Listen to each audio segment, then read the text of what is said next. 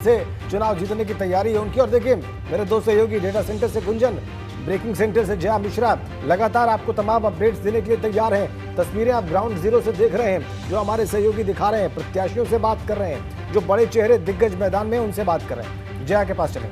बिल्कुल राजेंद्र, क्योंकि देखिए 54 विधानसभा की सीटें हैं और देखिए बड़ी खबर इस वक्त की अपने दर्शकों को दें। यूपी में अंतिम चरण के लिए मतदान की शुरुआत हो चुकी है। सुबह के 7 बज चुके हैं और 54 विधानसभा सीटों पर वोटिंग की शुरुआत हो चुकी है। 9 जिलों की 54 सीटों पर अंतिम चरण में मतदान शुरू हो चुका है और आज अंतिम चरण में 613 उम्मीदवार चुनावी मैदान में हैं और आज उनकी किस्मत का फैसला अब जनता करना शुरू कर चुकी है। सुबह के 7 बज चुके हैं, वोटिंग की शुरुआत हो चुकी है।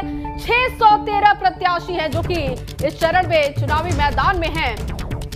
विवेक त्रिपाठी के पास सीधे चलेंगे, मऊ से वो हमारे साथ जुड़े हुए हैं। विवेक, वोटिंग की शुरुआत हो चुकी है, 54 विधानसभा सीटें हैं इस फेज में। मऊ में इस वक्त वहां पर क्या तस्वीर, वोटर्स पहुंचने लगे हैं क्या?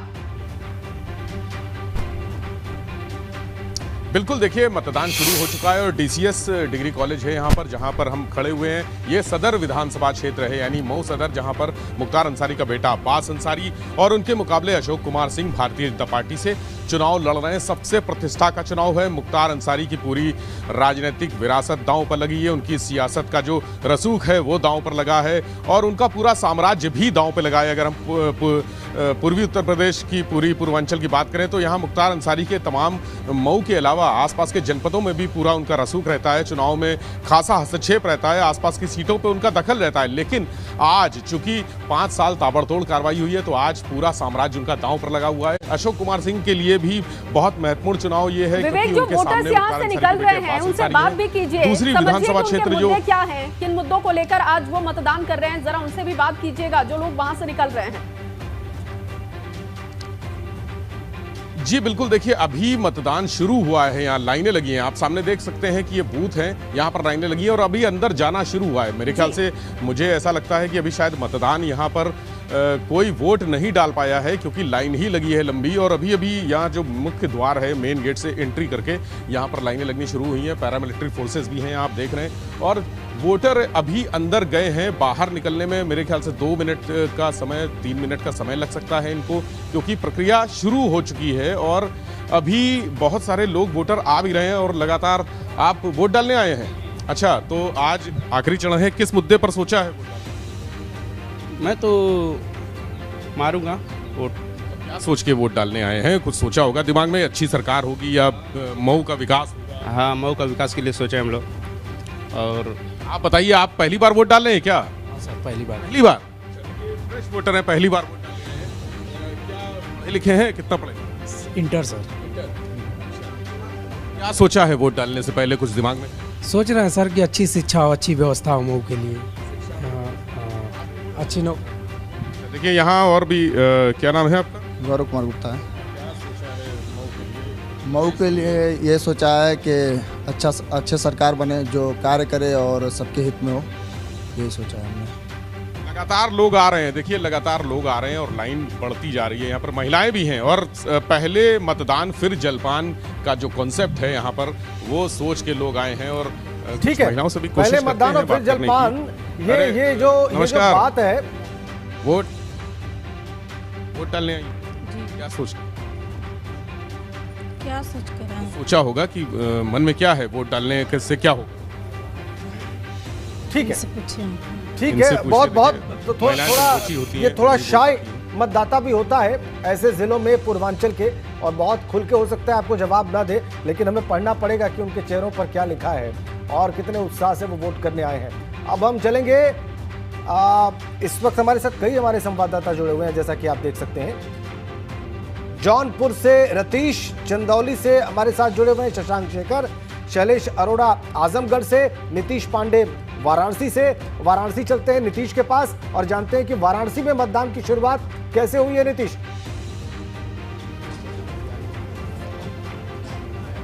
राजेंद्र जी, बनारस में मतदान की शुरुआत हो चुकी है, लेकिन जिस बूथ पर इस वक्त मैं मौजूद हूं, अभी यहां मतदान शुरू नहीं हो पाया। आप देखिए यहाँ पर सुरक्षा कर्मी हैं और जो मतदाता हैं उनकी भीड़ यहाँ पर, यहाँ जो कतार है वो यहाँ पर आ चुकी है और यहाँ पर जो मतदाता हैं वो मतदान स्थल पर पहुँच चुके हैं और थोड़ी ही देर में, कहा यह जा रहा है, थोड़ी ही देर में यहाँ पर भी मतदान प्रक्रिया को शुरू कराया जा सकेगा।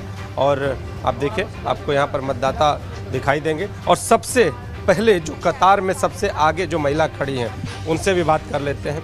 मतदान देने पहुँच गई? हाँ, मतदान करने पहुँची हैं? हाँ। अच्छा, ये मतदान को लेकर मन में क्या है, उत्साह क्या है? जी, बहुत अच्छा लग रहा है।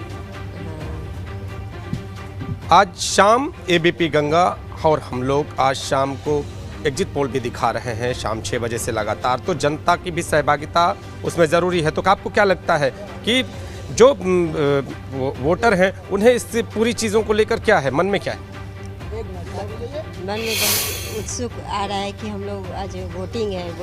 आप 2 नंबर पे खड़ी हैं महिलाओं पे। तो जो वोटिंग की जागरूकता, तमाम तरह के प्रयास हुए हैं, तो वोटरों को मतदान स्थल तक आना चाहिए। मुद्दे क्या हैं? मुद्दे विकास है, महिलाएं सुरक्षित हैं। ठीक है नीतीश, ठीक है। मुद्दा तो ये है कि सबसे पहले महंगाई का, हम महंगाई जो बढ़ी हुई है उसको लेके भी हम लोग बहुत वो हैं कि जब अगर हमारी अच्छा वो रहेगी सरकार, तभी ना महंगाई कम होगी। और ये जो जनता आजकल देख तो रहे कितनी मारा भीड़ी, इससे भी तो परेशान है सारे। जी, आप बताइए, आप तो मोबाइल में पूरा वीडियो भी बना रही हैं। मतलब एक गतिविधि पूरी तरह से कैद होनी। बिल्कुल हम लोग और भी सस्ता से हैं तो हम लोग इसका बहुत प्रचार किया है, हर चीज़ किया है। लेकिन हम लोग ये चाहते हैं कि देश हमारी सुरक्षा रहे, तो हम लोग भी सुरक्षा में रहेंगे। और महंगाई तो है ही, लेकिन महंगाई के साथ साथ ठीक है नीतीश, ऑल राइट, आ गई बात। वहां पे भी मतदान शुरू नहीं हुआ है, लेकिन मतदान शुरू होने से पहले ही हम देख रहे हैं कतार में महिलाएं खड़ी हैं। रतीश के पास चलते हैं जौनपुर और जानते हैं कि जौनपुर में क्या मतदान शुरू हो गया है। रतीश,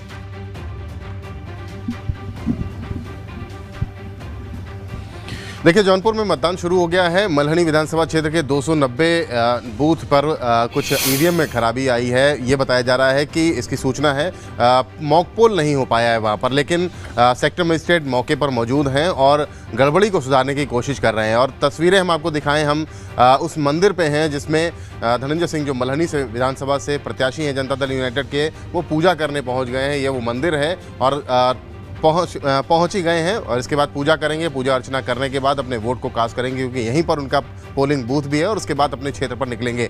तो आज सबसे बड़ी दिग्गजों की टक्कर है। मल्हनी विधानसभा जौनपुर की 9 विधानसभाओं में सबसे ज़्यादा हॉट बनी हुई है, सबसे ज़्यादा हाई प्रोफाइल है, क्योंकि जनता दल यूनाइटेड से धनंजय सिंह हैं, तो उनके सामने समाजवादी पार्टी से लकी यादव हैं और केपी सिंह भारतीय जनता पार्टी से हैं। तमाम सियासी दिग्गज यहाँ पर आए, उन पर हमले किए और उसको दरकिनार कर रहे हैं। धनंजय सिंह अपनी जीत की बात कर रहे हैं, निकले हुए हैं। सबसे पहले उठ करके घर से वो सबसे पहले निकलते हैं तो पूजा करने आते हैं, और उस आशीर्वाद लेने के बाद, ईश्वर से, महादेव से आशीर्वाद लेने के बाद ही पोलिंग बूथ की तरफ जाते हैं, और वो इस समय यहाँ पर पहुँच चुके हैं।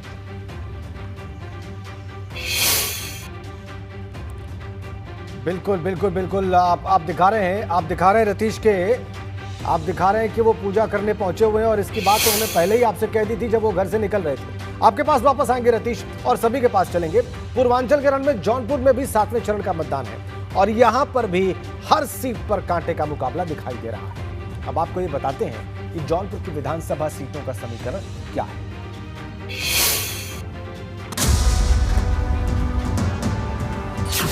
पूर्वांचल के अहम जिले जौनपुर में भी 7वें चरण में कड़ा मुकाबला देखने को मिल रहा है। 2017 में यहां की 9 सीटों में से 4 पर भाजपा को जीत मिली थी, जबकि उसके सहयोगी दल अपना दल एस को 1 सीट मिली थी। सपा ने 3 सीटों पर जीत हासिल की थी, जबकि बसपा के खाते में 1 सीट गई थी। जौनपुर की मल्हनी सीट पर सबसे बड़ा मुकाबला देखने को मिल रहा है। यहाँ पर सपा के मौजूदा विधायक लकी यादव की सीधी टक्कर है बाहुबली धनंजय सिंह से, जो जेडीयू से चुनाव मैदान में है, जबकि भाजपा से केपी सिंह और बसपा से शैलेंद्र यादव भी यहाँ से मैदान में है। जौनपुर की सदर सीट पर भी इस बार मुकाबला कांटे का दिख रहा है। यहाँ पर भाजपा के मौजूदा विधायक गिरीश चंद्र यादव फिर से चुनाव मैदान में हैं। उनका मुकाबला है सपा के अरशद खान, बसपा के सलीम खान और कांग्रेस के नदीम जावेद से। जौनपुर की मछली नगर सीट पर भी लड़ाई कांटे की है। यहाँ सपा ने मौजूदा विधायक जगदीश सोनकर की जगह रागिनी सोनकर को चुनाव मैदान में उतारा है। उनका मुकाबला है भाजपा के मेहली लाल गौतम, बसपा के विजय कुमार और कांग्रेस की माला सोनकर से। जौनपुर की शाहगंज सीट पर भी लड़ाई बेहद दिलचस्प है। यहाँ से सपा ने मौजूदा विधायक शैलेंद्र यादव ललई को फिर से मैदान में उतारा है। उनकी टक्कर है निषाद पार्टी के रमेश सिंह से। बसपा से इंद्रदेव और कांग्रेस से परवेज आलम भी यहाँ से मैदान में है। जौनपुर की सभी 9 सीटों पर कांटे की टक्कर दिख रही है, लेकिन ज्यादातर सीटों पर सीधा मुकाबला भाजपा और सपा के बीच ही होने की उम्मीद है। एबीपी गंगा के लिए जौनपुर से जावेद की रिपोर्ट।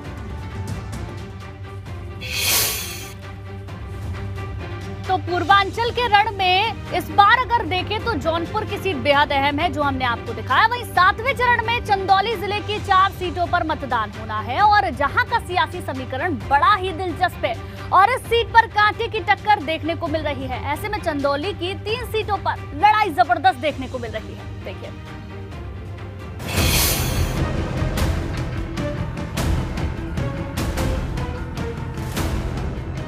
चंदौली जिले में विधानसभा की 4 सीटें हैं। 2017 में इनमें से 3 पर भाजपा ने कब्जा किया, जबकि 1 सीट सपा के खाते में गई। इस बार चंदौली की सकलडी सीट पर कांटे की टक्कर है, जहां से सपा ने अपने मौजूदा विधायक प्रभु नारायण यादव को फिर से प्रत्याशी बनाया है। उन्हें सीधी चुनौती दे रहे हैं भाजपा के प्रत्याशी सूर्यमणि तिवारी। बसपा ने यहाँ से जयश्याम त्रिपाठी और कांग्रेस ने देवेंद्र सिंह मुन्ना को प्रत्याशी बनाया है। चंदौली की मुगल सराय सीट भी खासी चर्चा में है। यहाँ से भाजपा ने अपने मौजूदा विधायक साधना सिंह की जगह रमेश जायसवाल को मैदान में उतारा है।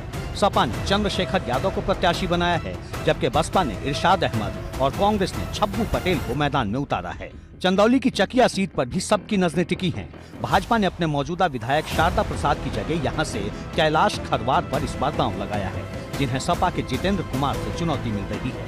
बसपा ने विकास आजाद और कांग्रेस ने राम सुमेर राम को प्रत्याशी बनाया है। एबीपी गंगा के लिए चंदौली से शशांक पंडित।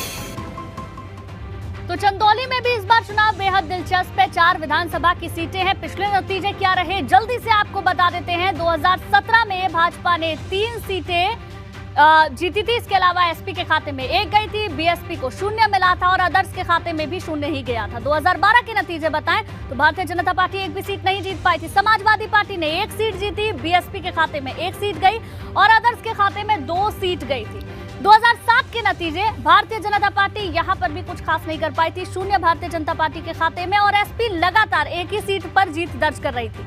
बीएसपी के खाते में जरूर 2007 में 3 सीटें गई थी और अदर्स के खाते में 0, यानी कि 1 भी सीट यहां से नहीं गई थी। तो चंदौली जिले में पिछले 3 नतीजे क्या थे, ये हमने आपको बताया। चंदौली के समीकरण आपने देख लिए, पिछले नतीजे आपने देख लिए, सब कुछ गुंजन ने आपको विस्तार से बता दिया। आइए भदोही की बात करते हैं। यहाँ पर भी मतदान शुरू हो चुका है और इस जिले की 3 सीटों पर इस बार कांटे की टक्कर दिखाई दे रही है। क्या है भदोही की 3 विधानसभा सीटों के समीकरण, आइए अब आपको समझाते हैं।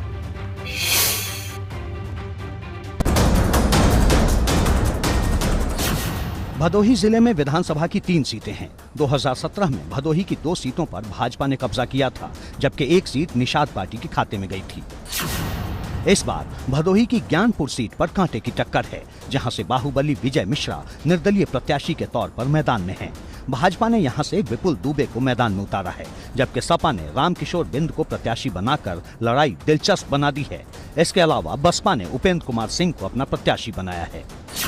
भदोही की सदर सीट भी खासी चर्चा में है। यहां से भाजपा ने अपने मौजूदा विधायक रविंद्रनाथ त्रिपाठी को फिर से प्रत्याशी बनाया है, जबकि सपा ने जाहिद बेग को मैदान में उतारा है, जिनकी सीधी टक्कर भाजपा से है। इसके साथ ही बसपा ने हरिशंकर और कांग्रेस ने वसीम अंसारी को प्रत्याशी बनाया है। एबीपी गंगा के लिए भदोही से रोहित गुप्ता की रिपोर्ट।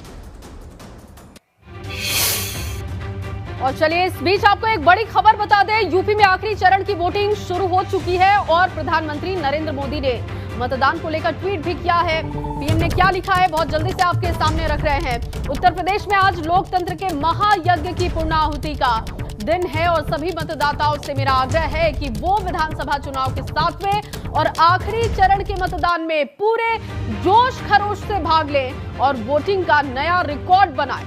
देखिए प्रधानमंत्री नरेंद्र मोदी का ट्वीट हम आपको दिखा रहे हैं और बढ़ चढ़कर जनता हिस्सा ले, ये अपील उन्होंने की है।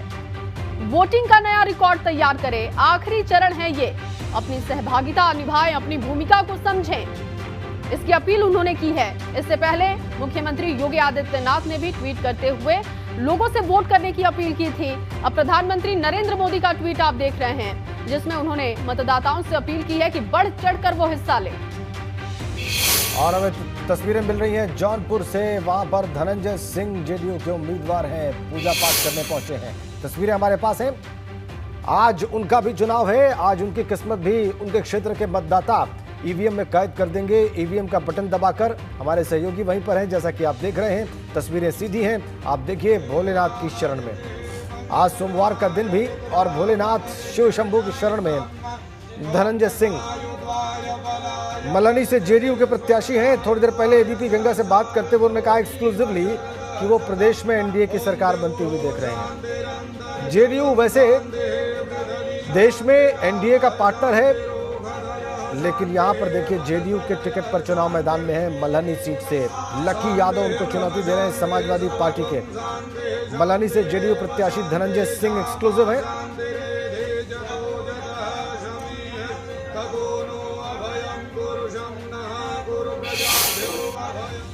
धनंजय सिंह की बात देख लेते हैं। दरवाजे जाए, नेता लोगों के दरवाजे तक पहुंचने लग गए। आप जाके जनता से, जौनपुर के लोगों से बात करेंगे, जौनपुर के लोग खुद बताएंगे। हमने मेहनत करना सिखा दिया लोगों को कि हाँ जनता के बीच रही, जनता हमें जिसलिए चुनती है वो हम लोग कार्य करें, तो वो हमने कराया है। तो कुछ न कुछ उस बात का असर तो दिखता है। अच्छा, अपनी सीट की बात की जाए तो मुकाबला किससे मानना है, कौन है आपके मुकाबले? देखिए, मैं आपको पहले भी मैं कह रहा हूँ आप लोगों से, इंडिविजुअल मुझसे यहाँ किसी की लड़ने की पोजीशन नहीं है। जिसको लड़ना हो लड़ ले, मुझसे इंडिपेंडेंट आके लड़ ले। जातियों का संगठन है, बड़े दलों से लोग चुनाव लड़ते हैं तो अपने आप को बनाते हैं, और यहाँ हमसे पार्टियाँ लड़ती हैं। जब भी लड़ी पार्टी सरकारें लड़ी हैं, और बाई इलेक्शन में सरकार लड़ी थी, और इस समय पार्टियां लड़ रही हैं। देख रहे होंगे आप जिस तरीके से लोग आके मेरे ऊपर व्यक्तिगत प्रहार कर रहे हैं, इससे आप महसूस कर सकते हैं कि पार्टियां लड़ रही हैं और लड़ेंगी, कोई फ़र्क नहीं पड़ता। शाम को 6 बजे तक रिजल्ट आपको दिख जाएगा। आखिरी सवाल आपसे ये कि आखिरी चरण का मतदान हो रहा है, अब सरकार बनने की बात आ जाएगी, 10 तारीख को काउंटिंग होगी। आपको क्या लगता है किसकी सरकार बनने जा रही है? मुझे जो जितनी मेरी राजनीतिक समझ है, जितना मैं देखता हूँ प्रदेश को, मैं जितना समझता हूँ, एनडीए की सरकार बन जाएगी। एनडीए की सरकार बन जाएगी। हमसे बात करने के लिए शुक्रिया। धनंजय सिंह पूजा अर्चना कर चुके हैं, प्रसाद खा चुके हैं, और अब क्षेत्र की बारी है। क्षेत्र में निकलेंगे, आखिरी चरण का मतदान है। काफ़ी ज़्यादा हॉट सीट मल्हनी है। अपने मंदिर में पूजा करने के बाद, महादेव की आराधना करने के बाद, आशीर्वाद लेने के बाद अब वो क्षेत्र की तरफ निकल रहे हैं। जौनपुर से कैमरामैन प्रमोद वाजपेयी के साथ रतीश बात कर रहे थे धनंजय सिंह से। वो कह रहे हैं कि हमसे पार्टियां लड़ती हैं, इंडिविजुअल किसी के लड़ने की ताकत नहीं है। और मतदान शुरू हो चुका है, शाम के 6 बजे आप परिणाम देख लीजिएगा।